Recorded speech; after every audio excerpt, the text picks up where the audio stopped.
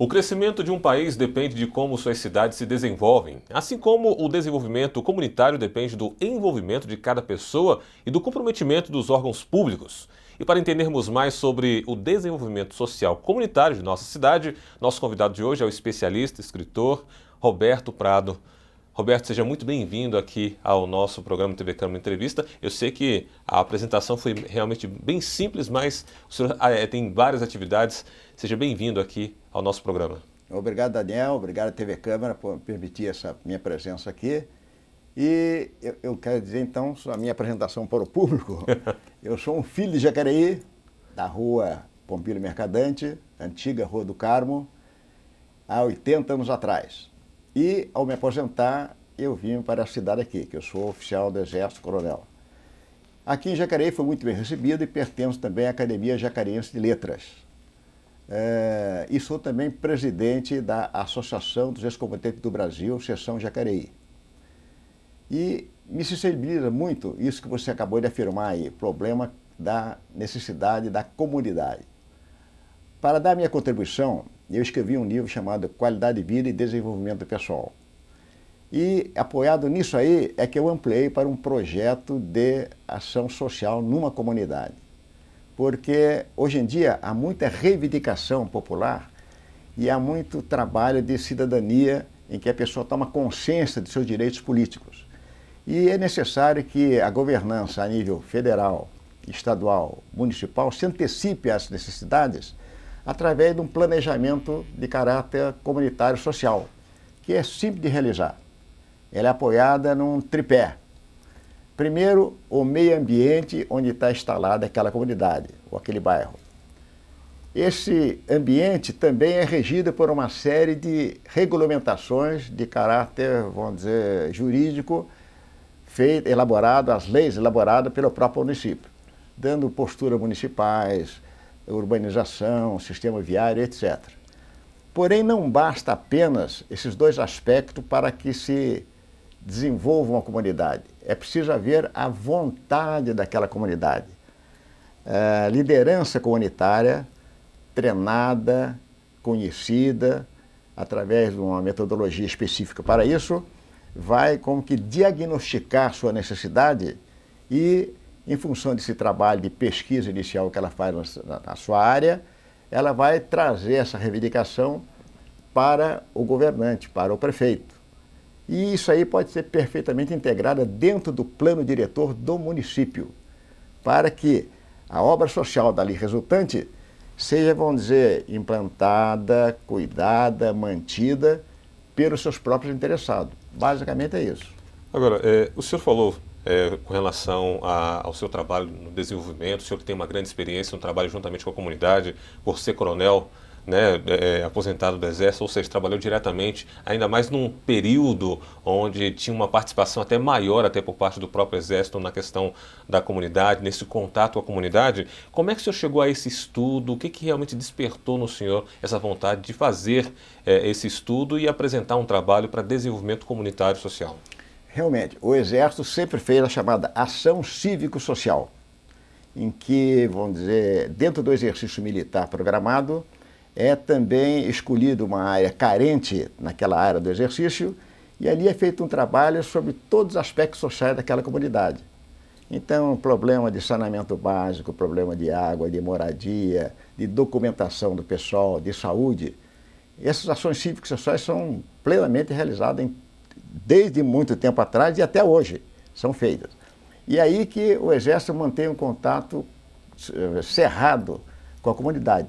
No Nordeste, por exemplo, o suprimento de água, aquelas cidades carentes que estão sempre com um problema terrível de seca, o Exército está atendendo aquilo ali. Agora mesmo na Olimpíada, o Exército atendeu toda a segurança da Olimpíada. E, lamentavelmente, ainda no momento, as violências lá do Espírito Santo. Porque já há um contato de caráter comunitário, porque o Exército é oriundo da comunidade. A seleção é universal. Não é mãe mais rica, mãe mais pobre, mais inteligente, menos inteligente. É universal. E isso permite que a pessoa sinta o que está ocorrendo. Eu, ao longo da minha vida, na minha carreira, realmente tomei parte de muitos exercícios dessa natureza. E Então fui aperfeiçoando aqui em Jacareí, quando eu voltei para a reserva, para fazer um trabalho nesse sentido, chamado Desenvolvimento Social e Qualidade de Vida. E fiz um projeto específico para atender bairros e comunidades carentes. E a partir daí, então, surgiu esse trabalho. Aí eu pergunto ao senhor o seguinte, hoje qual que o senhor vê que é a maior necessidade? Aliás, antes da necessidade, o que compete, por exemplo, a comunidade e o poder público nessa divisão desse desenvolvimento comunitário, né? Muito bem colocado, Daniel. Realmente é preciso haver uma integração. Não adianta o poder público colocar algo ali, vamos dizer, achando que é justo e bom, se aquela comunidade não tem aquela necessidade ou aquela aspiração. É preciso haver esse entendimento. Vamos pegar uma comunidade pequena, por exemplo, Cidade de Salvador. Então, naquela comunidade é possível fazer o quê? Primeiro, tem que haver um diagnóstico da área. Esse diagnóstico será feito por elementos da própria comunidade, que conhece aquilo ali. Em função desse diagnóstico, vai se levantar as carências ali existentes, carências e aspirações. Para cada comunidade varia.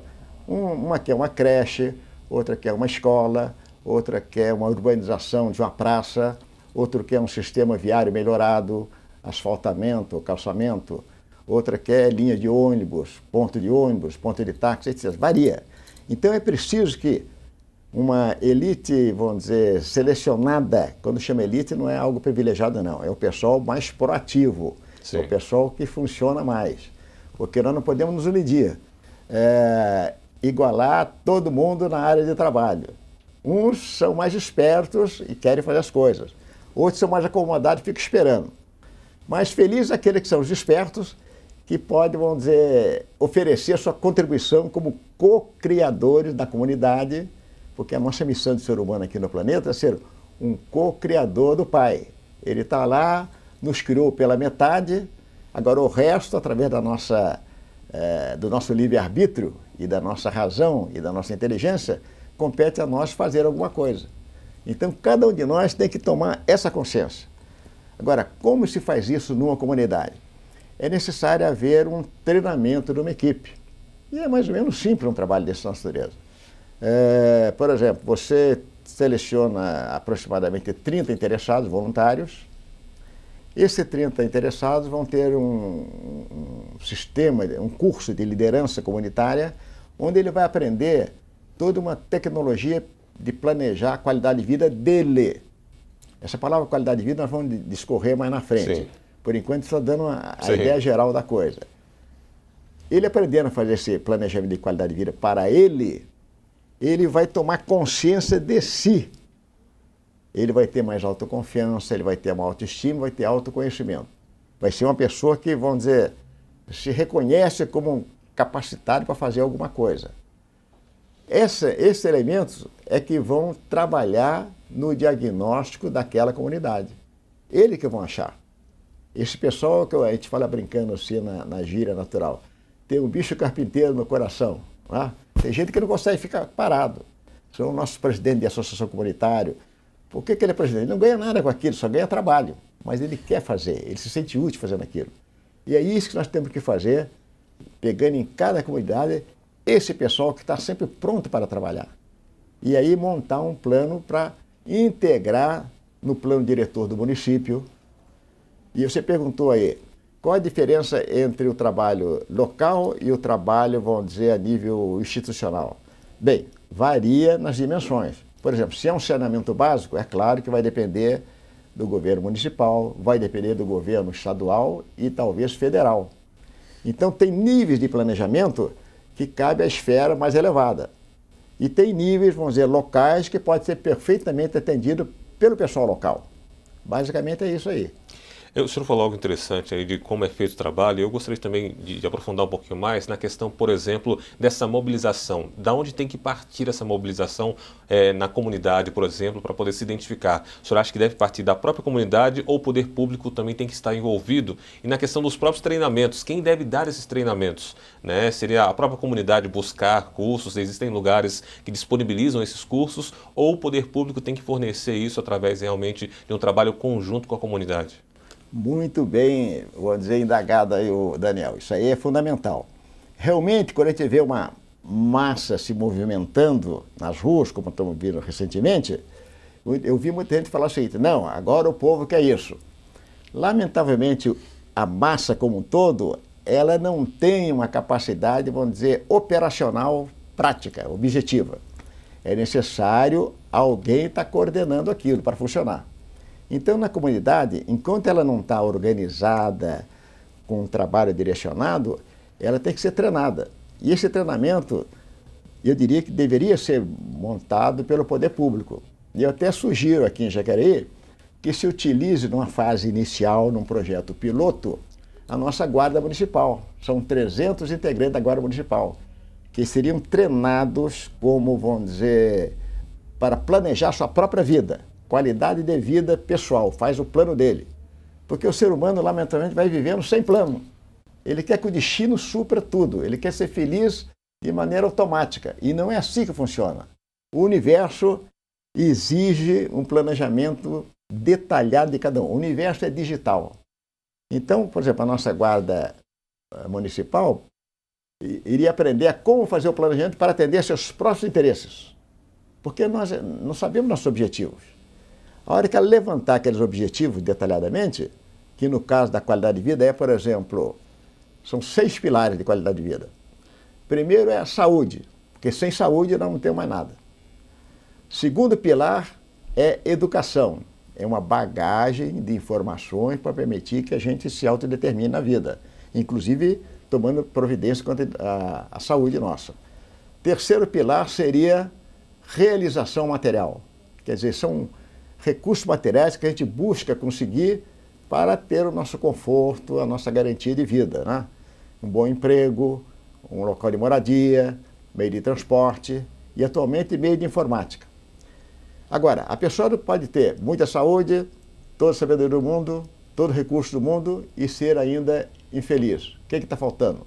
Está faltando uma realização emocional. O que é realização emocional? É o homem encontrar uma mulher, a mulher encontrar o homem, depois criar uma família, o grupo de amigos e também o reconhecimento das ações que ele empreende pelos outros. Quinto pilar seria a religiosidade, que é nada mais que uma bússola para dirigir a pessoa no caminho do bem, fazer o certo e evitar o errado. São regras de ética e de moral que levam a pessoa a achar o caminho correto.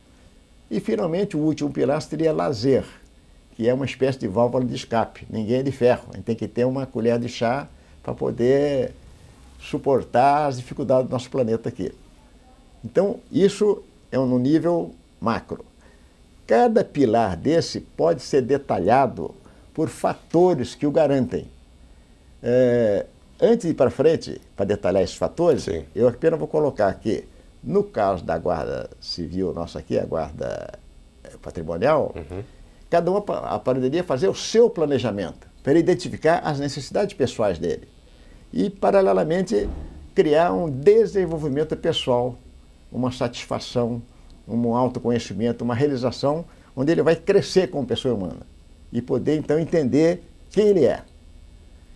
Esse núcleo aí, após fazer esse curso, teria alguns elementos voluntários, é claro, trabalhando em certas comunidades, porque a guarda comunitária, por exemplo, reside em várias comunidades. Então, na medida que reúne 3 ou 4 em cada comunidade, esses elementos lá poderiam fazer esse treinamento da comunidade em si. É claro que o projeto deveria ter uma coordenação ao nível central. Então, a prefeitura, evidentemente, criaria um núcleo de pessoas, vamos dizer, voluntárias, que tenham boa vontade. Em cada local?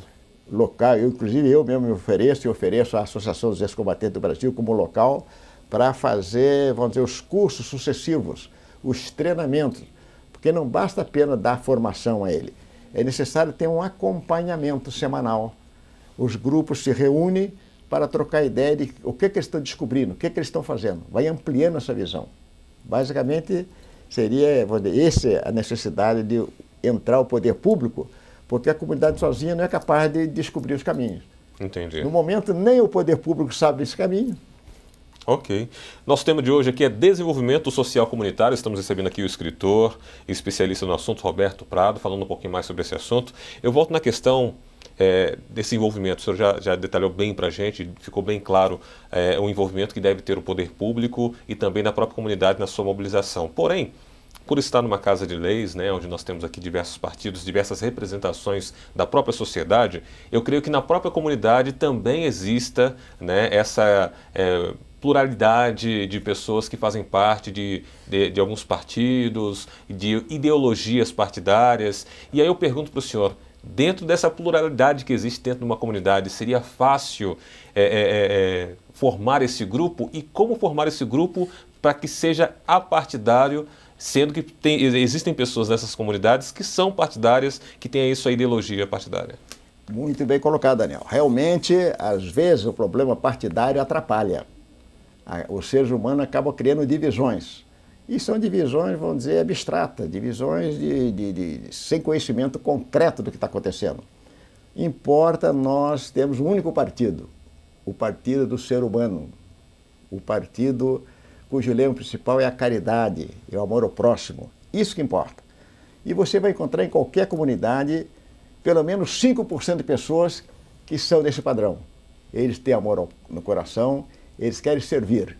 Então, a gente tem que fazer o esforço de levantar esse grupo, descobrir quem são essas pessoas, para trabalhar com eles.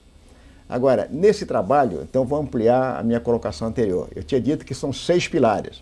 Vamos pegar um pilar apenas, o pilar, por exemplo, da saúde.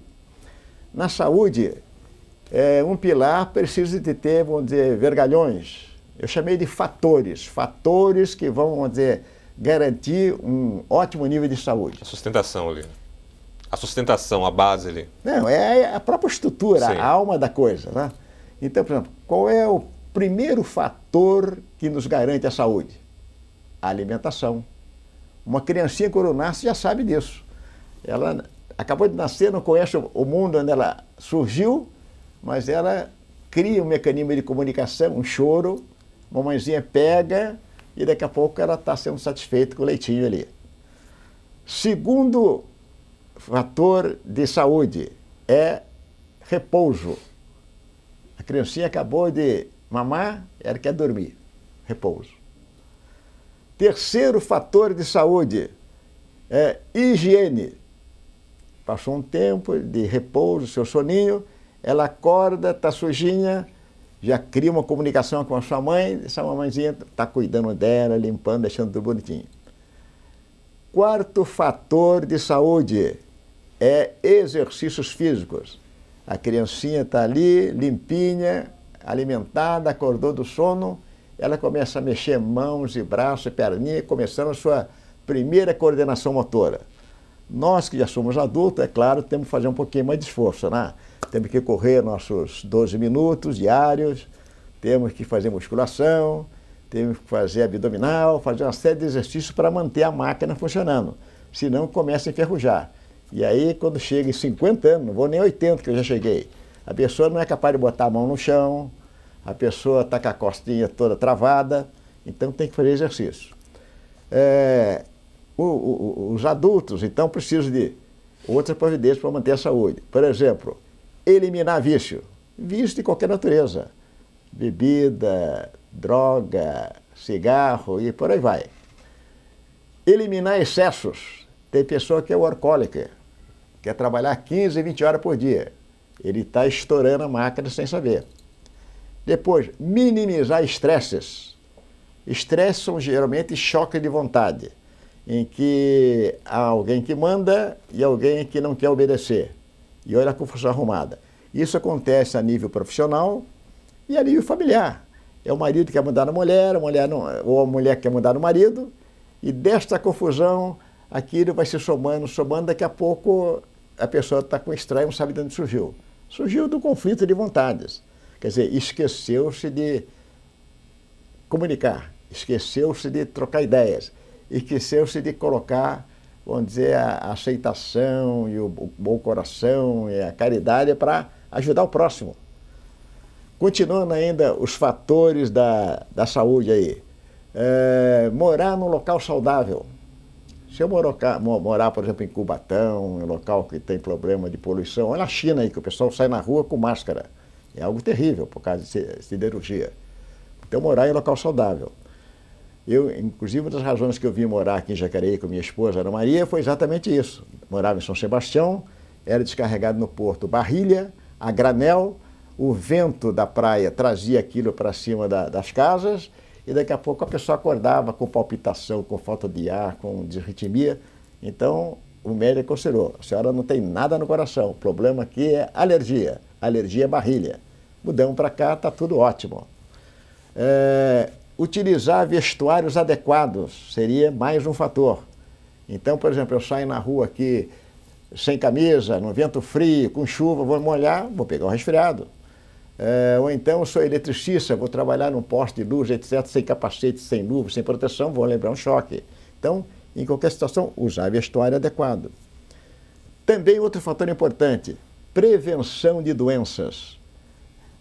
Problema de vacinações, consulta médico, o médico geriatra, para se antecipar qualquer problema futuro. E se a pessoa não fez nada disso, tratamento de doença. Aí ele tem que ir para o tratamento para manter o nível de saúde dele. Então, esse é um exemplo na parte de saúde, onde eu posso dar um grau para a saúde. Eu arbitro, por exemplo, como é que está a minha alimentação hoje? Minha alimentação é 6. Estou comendo muita lasanha, comendo muito pão, com muita feijoada, nós sabemos que isso não é adequado. Quero melhorar para 8. Vou virar um cara vegetariano. Então, essa adaptação é um trabalho, um esforço que eu vou fazer para melhorar meu padrão de alimentação. Isso eu faço para qualquer coisa. Exercício. Não faço exercício nenhum, vou começar a fazer exercício. Uma série de... Então, na média, eu vou estabelecer um grau para, vamos dizer, saúde. E pode, minha saúde está com grau 8. Se eu estou satisfeito, ótimo. Se eu quero melhorar para 9, vamos ver o que eu tenho que melhorar em cada um dos fatores. Basicamente é isso para fazer o trabalho de entendimento do que é qualidade de vida. Maravilha, você está assistindo ao programa TV Câmara Entrevista e nosso tema de hoje falando um pouquinho mais sobre o desenvolvimento social comunitário. Políticas públicas, a estrutura física do município e a qualidade de vida pessoal. Temos aqui a tríplice que diz se uma cidade está bem estruturada ou não e como andam esses aspectos em nossa cidade. Como anda, será? Jacareí caminha para um bom desenvolvimento social? Permaneça com a gente que nós vamos continuar aqui com o nosso entrevistado, o senhor Roberto Prado, falando mais sobre desenvolvimento social comunitário. A gente volta já.